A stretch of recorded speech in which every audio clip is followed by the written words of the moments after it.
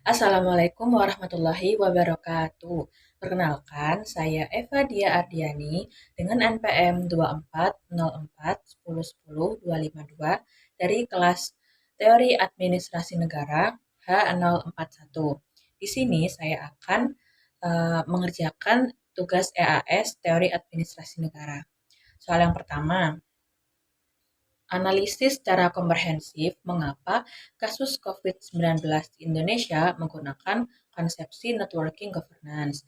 Nah, jelaskan siapa saja aktor yang terlibat dalam pelaksanaan, apa peran dari masing-masing aktor tersebut, dan hambatan apa yang muncul, dan model networking apa yang dikembangkan dalam tata kelola COVID-19 di Indonesia. Jadi jawabannya seperti ini. Networking governance itu muncul atau hadir ketika suatu negara memiliki sebuah masalah yang bersifat tidak bisa diselesaikan oleh satu aktor saja, yaitu pemerintah. Harus ada campur tangan dan juga harus ada pihak-pihak yang terlibat untuk bisa menyelesaikan masalah itu agar bisa cepat terselesaikan.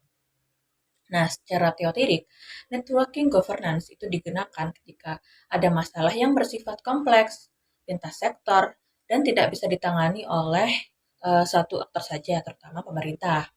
Nah, serta suatu masalah yang membutuhkan penanganan atau koordinasi antar negara dan juga masyarakat sipil. Nah, dalam konteks pertanyaan nomor satu itu kan COVID-19.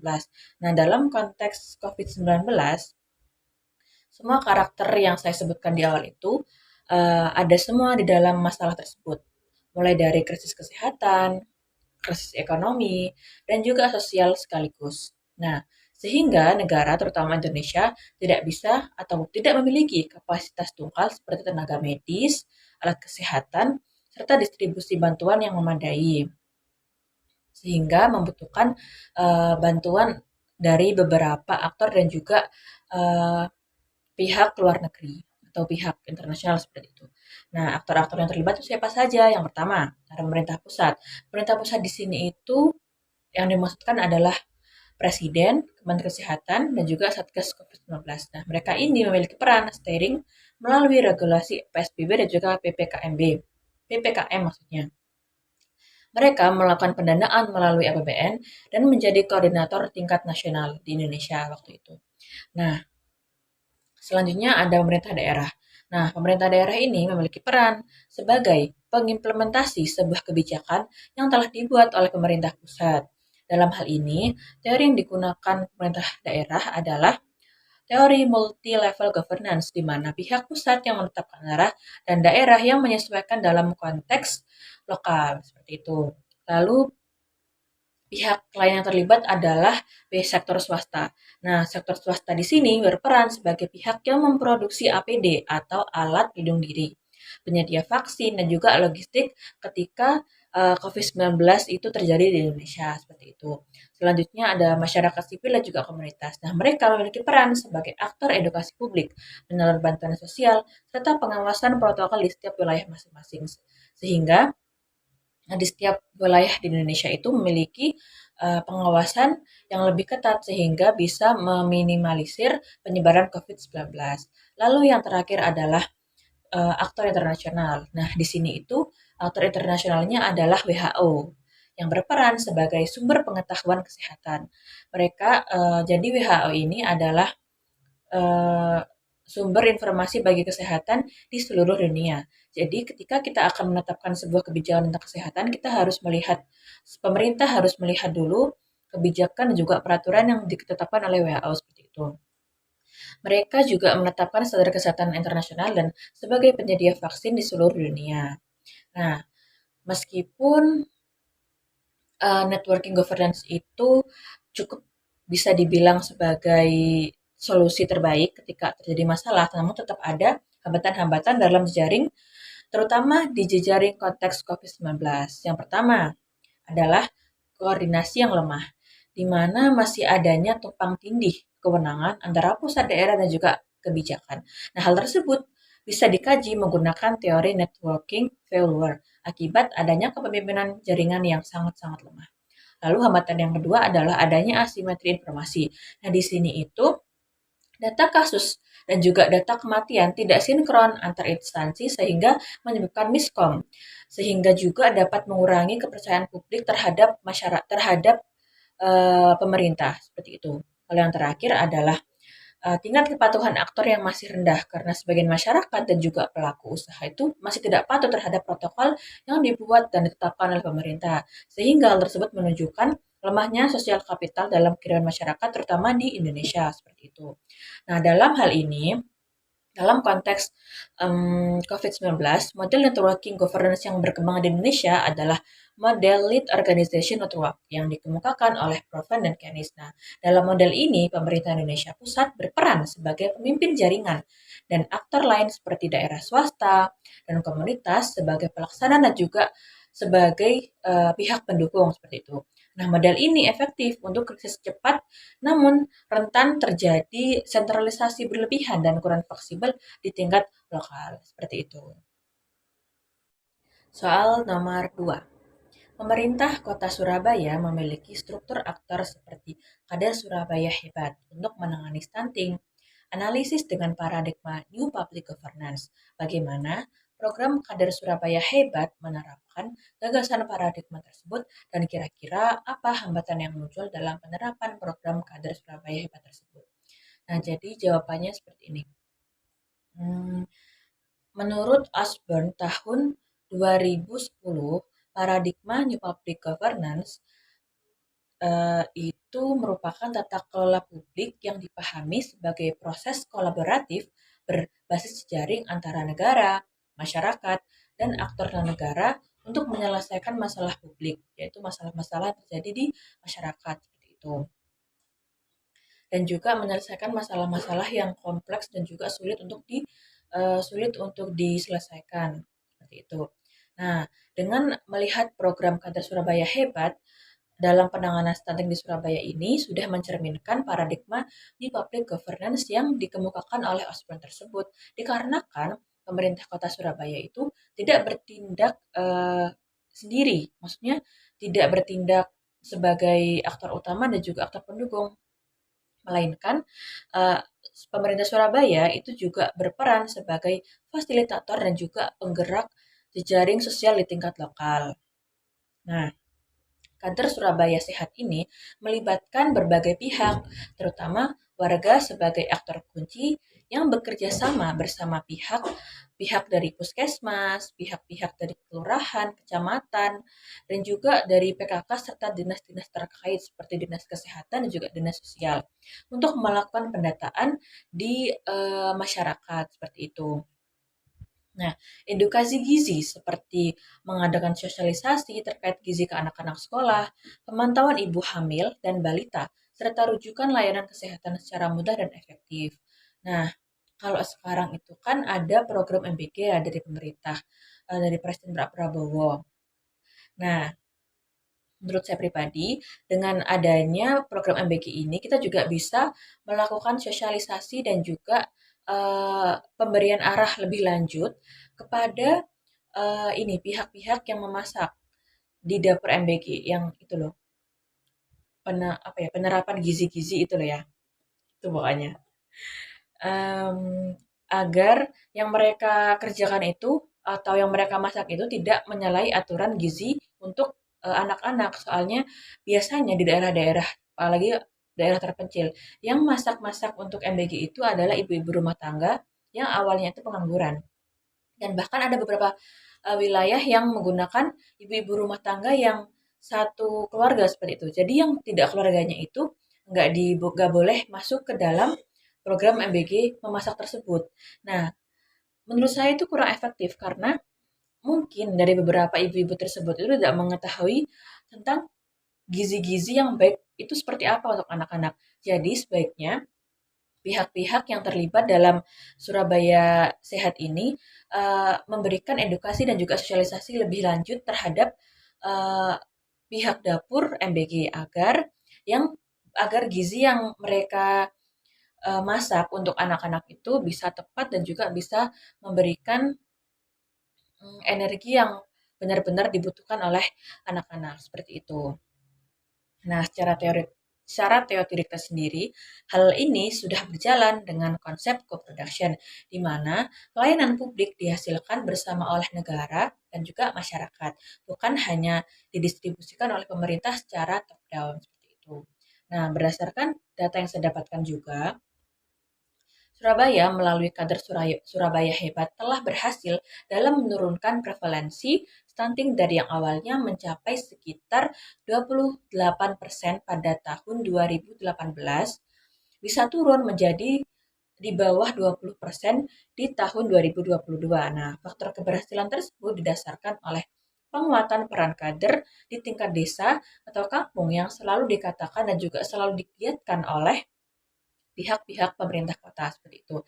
Nah, hal ini menunjukkan bahwa modal sosial lokal dari mulai kepercayaan, kedekatan sosial, serta penguatan konteks warga menjadi sumber daya yang penting dalam dijaring paradigma New Public Governance. Namun, meski sudah dikatakan program tersebut berhasil, penerapannya masih terdapat beberapa hambatan struktural dan juga institusional. Nah, secara teoretik sendiri, New Public Governance itu sangat bergantung pada kapasitas dan juga uh, kesetaraan aktor dalam jejaring itu sendiri. Nah, sementara dalam praktik kader Surabaya Hebat, di lapangan itu masih terdapat ketimpangan pada kapasitas kader, baik dari sisi kompetensi, beban kerja, maupun insentif yang didapatkan oleh aktor-aktor yang terlibat dalam program tersebut. Nah, banyak kader bekerja secara semi volunteer dengan intensif yang terbatas, sehingga berpotensi menurunkan keberlanjutan jejaring. Nah, selain itu, koordinasi lintas sektor juga belum selalu berjalan mulus karena adanya perbedaan data antara dinas kesehatan, dinas sosial, dan juga dinas kependudukan. Nah, yang dalam perspektif New Public Governance menunjukkan adanya masalah network coordination failure. Nah, hambatan lain dalam program tersebut adalah adanya risiko formalisasi berlebihan. Nah, hal tersebut bisa terjadi ketika kader lebih diposisikan sebagai perpanjangan tangan birokrasi ketimbang aktor komunitas. Nah, yang justru hal tersebut dapat melemahkan partisipasi autentik dari masyarakat itu sendiri. Nah, secara keseluruhan, kader Surabaya Hebat itu sudah mencerminkan praktik New Public Governance karena telah menekankan kolaborasi, co-production, dan memanfaatkan jaring sosial lokal dalam penanganan stunting di wilayah Surabaya.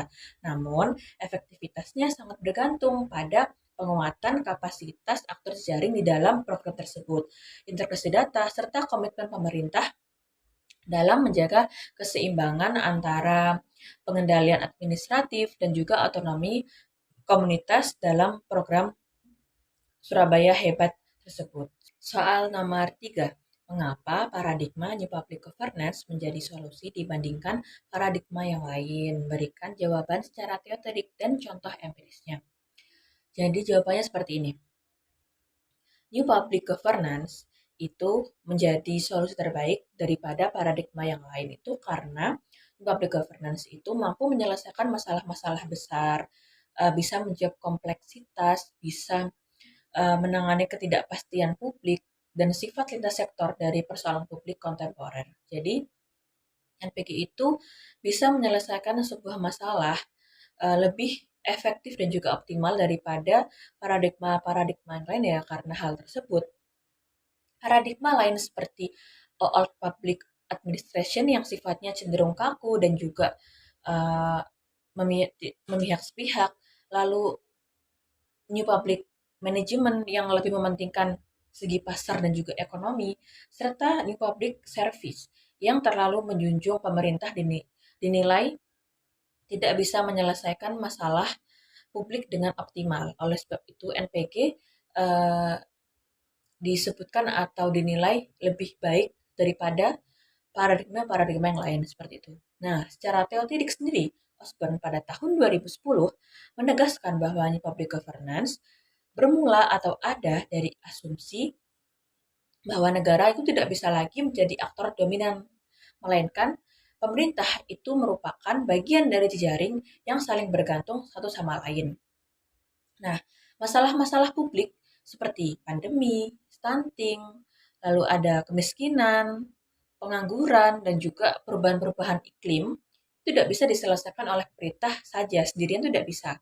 Jadi, pemerintah tetap harus membutuhkan masyarakat, pihak swasta, pihak luar untuk bisa bekerja sama untuk menyelesaikan masalah-masalah publik tersebut agar bisa lebih optimal. Nah, hal tersebut berarti mengadopsi paradigma di public governance seperti itu. Nah, secara empiris, efektivitas New Public Governance terlihat dalam penanganan masalah-masalah kesehatan dan juga sosial di Indonesia. Contoh nyatanya adalah yang saya sebutkan tadi, yaitu penurunan ini, eh, penyelesaian masalah COVID dan juga penanganan stunting di Indonesia. Nah, dalam konteks stunting di Indonesia itu, di Indonesia tidak hanya bergantung pada layanan kesehatan saja, tetapi eh, tetap bekerjasama dengan berbagai sektor, seperti sektor pemerintah tentunya, LSM untuk edukasi masyarakat, masyarakat untuk bisa eh, mengimplementasikan kebijakan-kebijakan yang telah ditetapkan oleh pemerintah, dan juga WHO untuk eh, pandangan kesehatan, informasi kesehatan internasional, seperti itu. Jadi eh, di konteks kesehatan ini, pemerintah Indonesia tidak hanya mengandalkan pemerintah, tapi juga melibatkan kader-kader masyarakat, swasta, dan juga komunitas lokal. Nah, data yang saya dapatkan menunjukkan bahwa prevalensi stunting turun di Indonesia, ya ini turun, yang awalnya 30,8% pada tahun 2018 bisa turun menjadi 21,5% pada tahun 2023. Dan data yang saya dapatkan juga dari Bappenas, yaitu menegaskan bahwa daerah dengan kolaborasi lintas sektor yang kuat akan menunjukkan adanya penurunan yang lebih cepat dibanding daerah yang hanya mengandalkan intervensi sektoral semata.